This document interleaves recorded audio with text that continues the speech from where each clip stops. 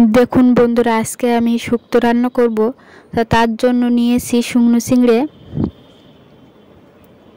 মিষ্টি আলু, কলা, ডাঁটা, উচ্ছে।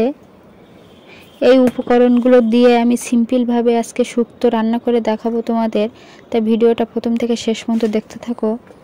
আর এদিকে শুক্তো রান্না করার জন্য কড়াইতে আমি তেল দিয়ে দিচ্ছি। দেখুন,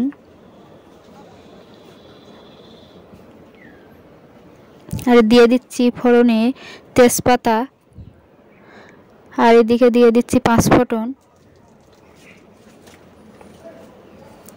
তেজপাতা আর পাঁচফোড়নটাকে আমি লাল লাল করে ভেজে নেব, না হলে সেন্টটা আসবে না।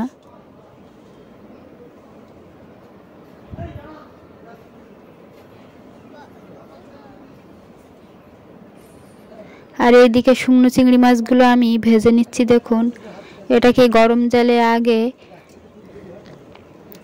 ধুয়ে রেখেছিলাম।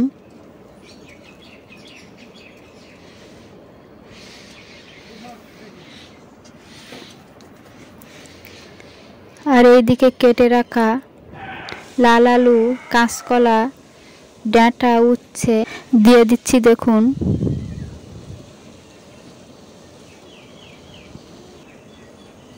আর এই গরমের সময় শুক্তোটাই খেতে ভালো লাগে।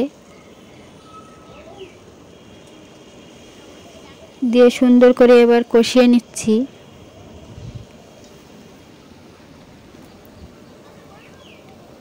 আর পরিমাণ মতন আমি নুন দিয়ে দিচ্ছি।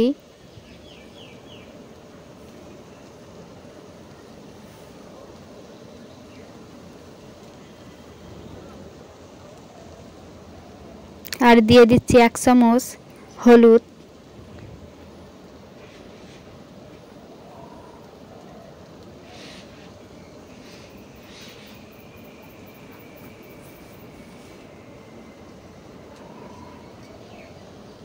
তা নুন হলুদ দিয়ে আমি সুন্দর করে কষিয়ে নিচ্ছি।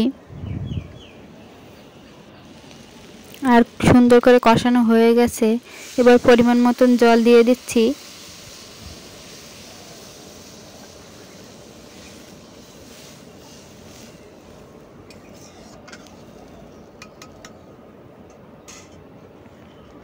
আর গরমের সময় এরকমভাবে শুক্তো রান্না করে খেয়ে দেখবে কত টেস্টি হয়। আর আলুটা সুন্দরভাবে গলে গেছে, তাই রেডি হয়ে গেছে আমার শুক্তো।